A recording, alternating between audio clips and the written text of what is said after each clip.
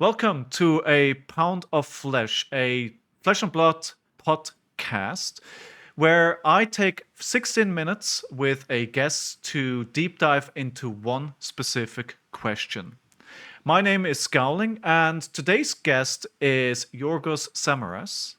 Yorgos, of course, is the 2021 Greek national champion, as well as runner up in 2022, and has many different achievements to his name in Flesh and Blood, amongst which is top five placing at the calling in Bologna just this year. But that's not all that Yorgos does, of course. He's also a content creator under Fab Chaos, which I believe is also a team. And he's also dipped his toes into commenting events as well. So please, let's welcome Yorgos to the podcast. Yorgos, welcome. How are you doing today? Great, great. Thank you for having me here today. I'm really excited to talk with you about, a lot of interesting stuff regarding Flesh and Blood. Fantastic. It's awesome to have you. So, the topic that I would like to ask you about today is what is the one thing that you think any Flesh and Blood player should do to get better at the game? Okay, so this is obviously not an easy question to answer, and obviously this is, Flesh and Blood is a very complex game and has a lot of things going on for it. So my main point here is that regarding nowadays Flesh and Blood, I think it's the golden standard that you have a deep understanding of what we call the turn cycle. Yes. So for a quick history mention, I'm back in 2022 where Michael Hamilton won the first World Championship of Flesh and Blood. He was pretty much the guy that brought out this concept of the whole thing of turn cycle. So what is a turn cycle? So pretty much turn cycle is the accumulated value you get out of every card in your hand each turn. Flesh and Blood nowadays has moved a lot away from that. I mean, it feels pretty clear to me that in the past couple of years, LSS is really trying to move away from that mentality, because back in 2022, what you were looking to do was that you were looking to hit a number that was good and attempt to do the same thing again and again and again, because simply a lot of decks could not handle the raw numbers that you were Hmm. presenting every turn. But this is not the case nowadays. I mean, Flesh and Blood has moved past that, and we've seen that with way more complex decks like Gravy Bones, which is the Necromancer that came out in High Seas, who is a deck that really cares about having board. Now, even we see aggressive strategies that are attempting to set up things. We've seen ninjas like Syndra, I mean, really caring whether they have the extra card in Arsenal or they do not, or do they still have their chest equipment up, which they can use in order to get more resources to pull off their turn. So nowadays the game has many more gears, but in order to know which decisions you need to make every turn, you need to have a firm understanding of, okay, if I block with two cards, this card that's attacking me right now for six, I will block six, and then I can present an attack for seven. So that's six plus another seven. That's a 13 turn cycle. Is that good enough? Is this number good, or is this number bad? Is this number pushing me towards a win, or is this number, maintaining the game in a state where I'm about to lose? And I made all that introduction because I actually think the most important thing you need to have a grasp of as a new Flesh and Blood player, and in Flesh and Blood in general, is what you need to achieve or what needs to happen during this game in order for you to win. Okay. And I'm saying that it's quite different from my previous topic, because there are many cases where the turn cycle value doesn't matter. It's way more important for you to focus on your goal. I mean, you're playing an earth hero, so you want to play the big decompose cards, so like Failing of the Crown.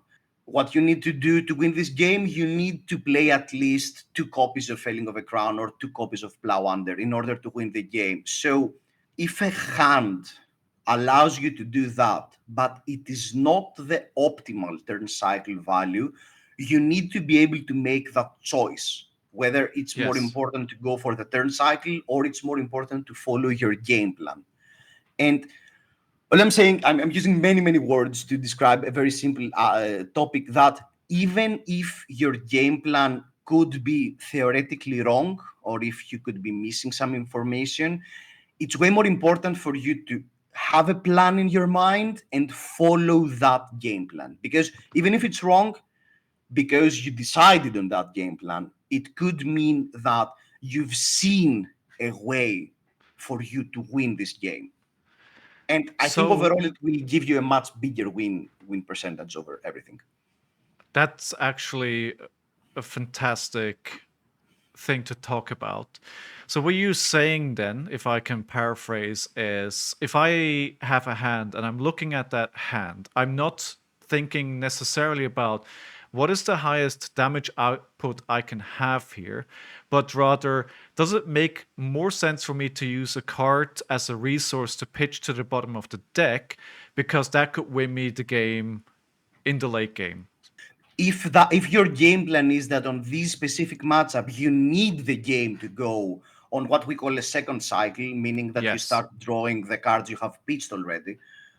If that is your game plan, then yes, it doesn't matter to get the best value of your hand every turn, because this is no longer the flesh and blood we live in currently. Because when the things line up for many decks, they are doing explosive things, way more explosive than what it was like a few years back. Yes. So it's way more important to follow your game plan, like disrupt them, or you're playing versus a brute and you need the game to end before they play as many copies as Bloodrush as possible. Black Rush Bellow is such a good card because it gives +2 to every single attack that turn weapon and attack actions included. So really one of the big spy cards that brutes can have. Yeah, so if your game plan is that you can't, there is no way for you to outvalue this type of hand.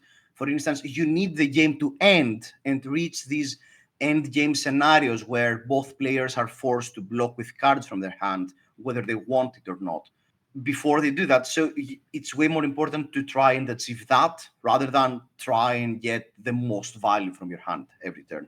But again, it's really important to know when you're making the decision that I am not going for the numbers, which is in general a good thing, but I want to do that specific thing because it plays on the game plan I have in mind currently. So thinking about that, I know that you recently did a deck tag on Pleiades with the guys from Push the Point. Using Pleiades as an example, could you apply that theory to that hero specifically? Yeah, with Pleiades, it's pretty simple because, and it's a very good example for that. Because, for instance, if you use 2 cards, you have a 3-cost instant aura. I don't remember the name, that has 2 suspense counters, and when it pops off, it gives +5 to your next attack.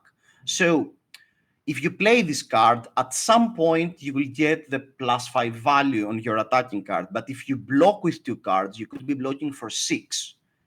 So in theory, it's always better to block for 6. Why would you ever play that aura? But if your game plan versus the specific deck is that you need to play this huge numbers attack where the opponent cannot block them out, cannot ignore the interruption, then you don't care that you lost that one Yes. value, because it's way more important to have that +5 power when you're attempting to play a card like Spinal Crush, which will cripple their turn. So it's way more important to attack with a Spinal Crush for 14 rather than have blocked 6 on a previous turn versus Yes. some matchups. I could imagine the overconfidence token, which I believe does not let you block with more than 2 cards from hand. it really comes into play here, because if you can set up that big turn, you can push up your numbers with multiple modifiers to maybe 15, 20 damage, and your opponent cannot block with more than 2 cards.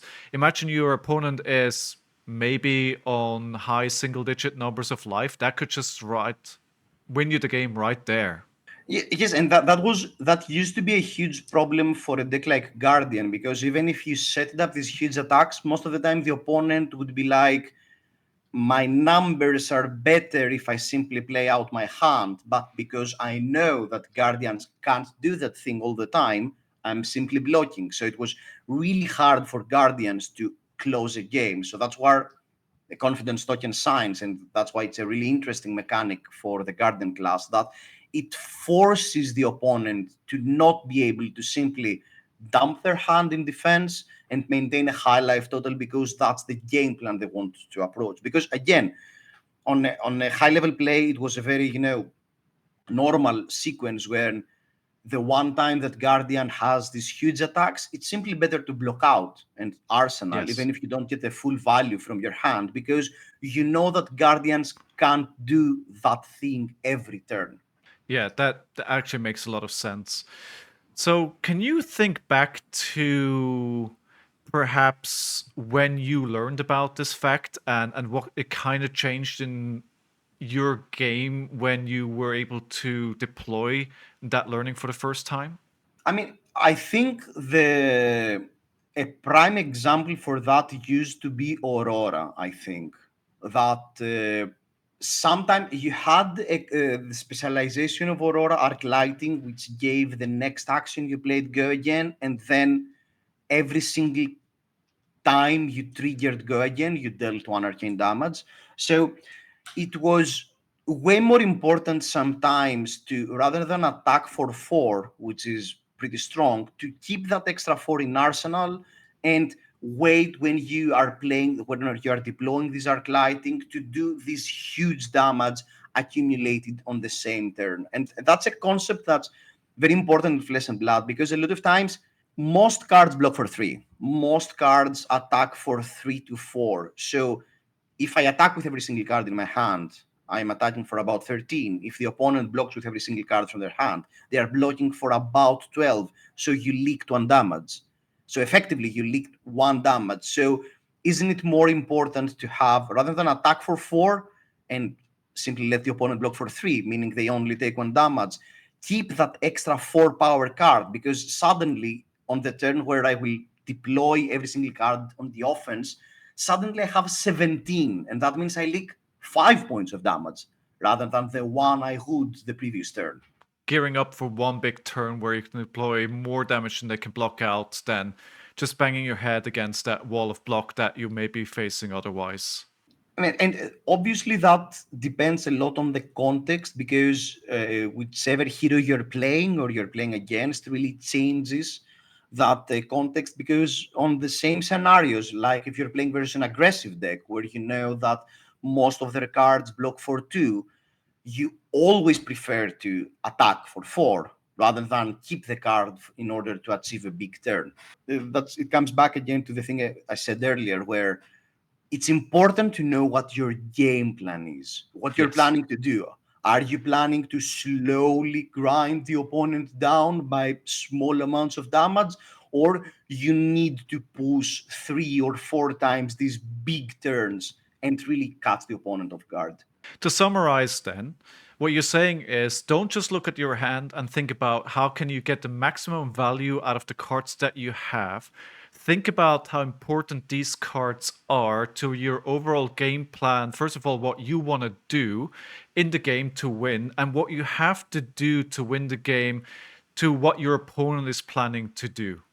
That's pretty much it. But again, you need to bear in mind the numbers, because Yes. sometimes the whole turn cycle thing, which we discussed a few times already, is that sometimes the numbers just don't add up. So you need to make the decision of, am I fine taking 2 points of damage in order to achieve my game plan? Am I fine taking 5 damage in order to achieve my game plan? Or is it not that important right now? So I prefer to take 1 point of damage.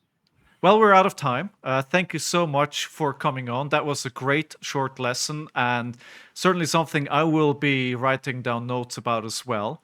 So before we go for today, any shout outs or anything you want to mention, any plugs for yourself? I want obviously to shout out again the rest of the FabJS team. I mean, these guys are the inspiration that keeps me going, and we love hanging out and playing games. And hopefully, we'll make a showing out Philadelphia. So, yeah. Again, yeah, that's it. Thank you so much, Yorgos, for coming on. Really Thank you for appreciate having it. me. I think this is perfect advice for somebody new to the game or even that has some experience as well. And with that, thanks everyone for watching or listening. If you have any questions regarding the topic discussed today, then please leave a comment on whichever platform you're on. And we will be back soon with another fantastic guest on. Thank you, and until next time.